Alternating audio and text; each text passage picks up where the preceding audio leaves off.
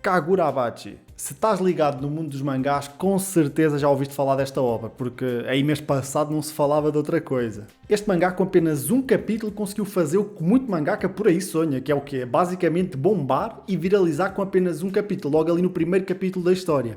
Obviamente isso aqui é uma coisa boa, porque lá está, já começa a obra ali com um público, mas na minha visão até acho que às vezes acaba por ser uma coisa má por criar ali expectativas. Mas pronto, eu nem sei como é que estes eventos acontecem, mas do nada, aí mais ou menos aí por volta de um mês atrás, muito pessoal no Twitter e afins, onde eu vi mais foi no Twitter, o pessoal começou a falar bem aí do mangá, do Kagurabachi, a dizer que era o melhor mangá de todos os tempos, que já fazia parte dos novos Big Three, por aí vai. E até houve aí um maluco no Twitter que ele tinha publicado que o Kagurabachi com apenas um capítulo, presta atenção neste esquema, com apenas um capítulo tinha vendido mais que o One Piece inteiro. Obviamente não preciso dizer que isto aqui não passa ali de uma piada, obviamente. Se eu não me engano, o One Piece até já passou as vendas do Super-Homem e do Batman, que já estão aí desde, sei lá, 1930, por aí. Por isso só para terem uma noção. Mas voltando aqui a Kagurabachi, o que aconteceu aqui com o Kagurabachi, como este evento aconteceu, foi mais ou menos o que aconteceu com o Morbius, com o filme do Morbius, não sei se vocês se lembram.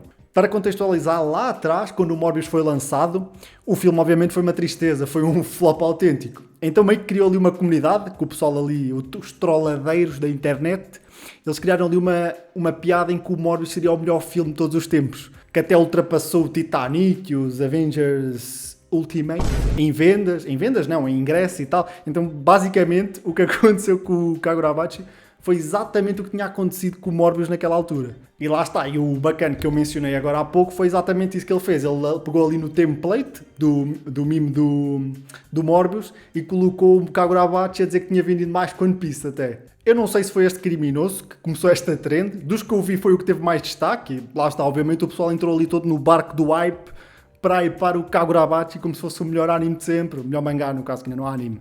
E lá está, a partir daí começaram a surgir várias publicações, como se o mangá já tivesse anime, como se o anime existisse, cenas tipo, tipo, acho que até é meio uma vibe shitpost, a dizer que, eu lembro-me bué, quando era mais novo, que eu chegava à casa da escola e ia ver Kagurabachi e tal, ou seja, shitpost completo. E um monte de edits também, com apenas um capítulo, não sei, o pessoal coringou aqui, o pessoal não sei, meu. Mas agora, a pergunta que não quer calar, e o meu interesse também, que eu também tive esta dúvida, que é o quê? Será que o Kagurabachi tanca este type todo? Será que ele consegue tancar aí a expectativa? É isso que eu vou querer ver convosco neste vídeo. A história começa com a introdução do Chihiro, que é o nosso protagonista, e do seu pai e como é que é a relação deles, ali meio de mestre e aprendiz. E logo a primeira cena que nós vemos é os dois a trabalhar na forja. Nestes primeiros capítulos temos ali um pouco da vida cotidiana dos dois, né? Como é que é a relação deles, e eu até achei engraçado que já observamos aqui meio que uma dualidade no pai, que o pai dele no trabalho é uma pessoa totalmente séria, só que quando está fora do trabalho fica um verdadeiro fanfarrão. Que uma das primeiras gags que temos até do mangá é quando o pai dele chega à casa a dizer que tinha comprado 3 peixes, que os peixes davam sorte. Obviamente o Chihiro não fica impressionado com isso, obviamente o pai foi enganado, mas depois até mais para a frente até vemos o pai do Chihiro a falar com os peixes. É meio coisa de esquizofrénico isso. Mas pronto. E depois, obviamente, vemos também como é que é o Chihiro, que é aquele típico personagem edgy, que está sempre com cara de cu.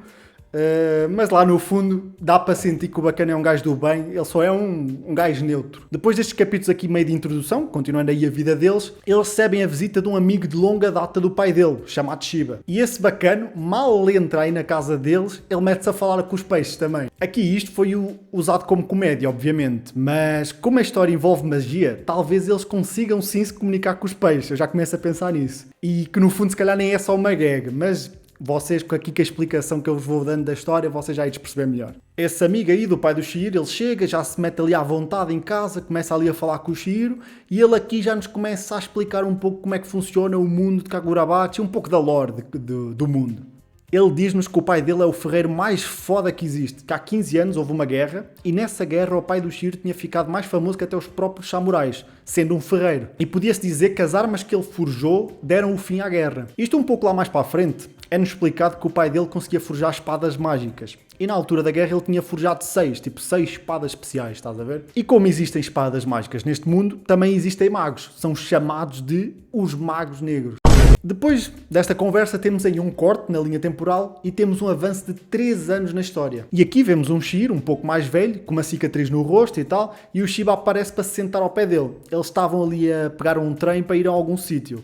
Aqui na conversa deles os dois até já conseguimos sentir que o Shihiro está com ódio na alma, mas já vamos saber o que é que aconteceu. Continuando, os dois estavam lá à procura de uma gangue de criminosos e assim que descobriram os esconderijos deles, o Shihiro chega, nem bom dia, nem o caralho, ele chega logo a estraçalhar o pessoal todo. E já elogiando aqui, que isto aqui é um ponto interessante, eu acho que as cenas de luta estão bem desenhadas no mangá, dá para perceber perfeitamente os movimentos. Que às vezes há mangás que tu lês e tu não fazes puta ideia do que é que está a acontecer.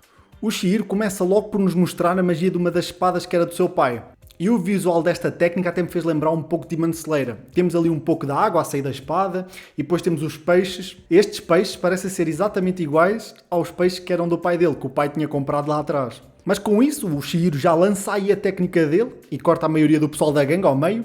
Parecia até um Getsuga Tensho, bem porreiro esse quadro. Depois dele finalizar aí a maioria dos membros da gangue, ele vai questionar o líder deles e pergunta-lhe para ele dizer tudo o que ele sabia sobre os Ishaku, ou, por outro nome, a Organização dos Magos Negros. Mas quando o Mania falar, ele meio que se explode por dentro e transforma-se ali numa espécie de raízes. E temos aqui também a revelação que, para fugir deste ataque, o Shiba usou ali uma técnica de teletransporte e saiu do galpão onde estavam. Ou seja, então aqui já vemos também ali que o Shiba também é um mago. Depois eles comentam que o líder aí dessa gangue, ele tinha sido enfeitiçado para não abrir a boca sobre os Ishaku. Depois dessa cena, temos ali um corte e voltamos outra vez ao passado para saber o que é que aconteceu, o que é que deixou o Shihiro tão puto das ideias. Aqui vemos logo ali pela perspectiva do Shiba e lá na casa do Shihiro havia uma espécie de barreira mágica e essa barreira tinha sido destruída, então o Shiba deu logo conta e foi logo ver o que é que tinha acontecido. Quando ele chega lá, ele encontra ali o Shihiro e o pai já deitado no chão, morto, e o Shihiro diz que foram 3 magos, ali com uma tatuagem na mão, que mataram o pai dele e roubaram as 6 espadas lendárias ali mágicas que eram do pai dele. Só sobrando a 7ª espada que o pai tinha feito, que foi a espada que vimos agora ali com o truque dos peixes e tal,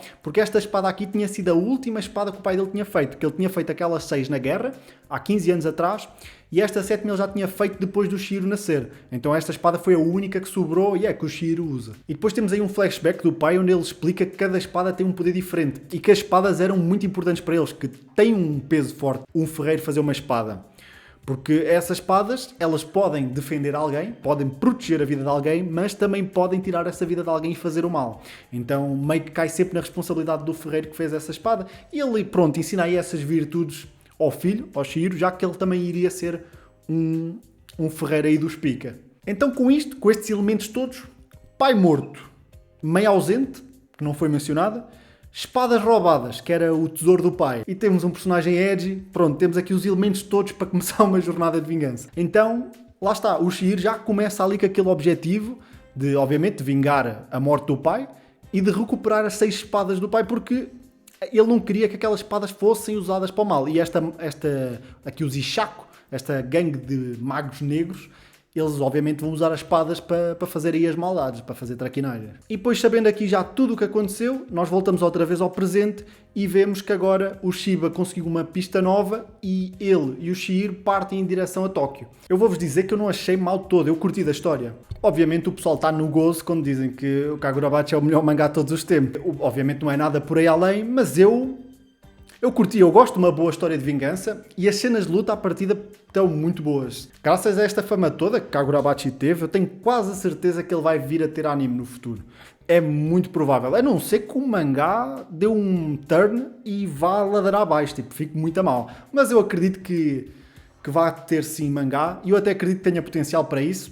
É questão de aguardarmos, mas se tiver, eu chuto lá para daqui a 2 anos, muito provavelmente. Tenho reparado que hoje em dia tem havido muitas histórias, muitos mangás, com esta temática aqui meio de fantasia urbana, que é quando se junta aqueles elementos fantasiosos, como magia, monstros, etc., aqui na nossa timeline, no nosso mundo atual.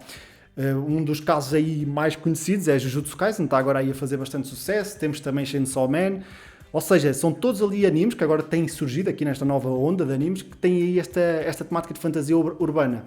E é porreiro, eu gosto desta temática. Eu prefiro a medieval, a fantasia medieval, mas esta aqui tem potencial também porque, como temos assim, dá para trabalhar uns temas mais atuais também. E se Kagurabachi se desenvolver, eu acredito que ele também se torne uma obra tão boa como estas aqui. Eu acredito que tenha potencial. Eu li o capítulo e eu fiquei interessado, curti da vibe que a história passou. Obviamente eu não adentrei nos capítulos todos, que já saíram. Eu quis só entrar aqui na parte da introdução, porque depois eu já ia continuar o plot. Eu acho que aqui até onde eu contei foi o momento exato, para nós termos uma ideia de como é que a história vai se desenrolar. E vocês, o que é que acharam aí da história? Acharam interessante? Curtiram? Já tinham lido? Não tinham? Digam aí nos comentários, pessoal, que eu quero saber também as vossas opiniões sobre o assunto. E não se esqueçam de se inscreverem também, obviamente, para continuarem a acompanhar conteúdo de qualidade duvidosa. No mais é isso, pessoal. Eu espero verdadeiramente que tenham curtido. Portem-se bem e tchau!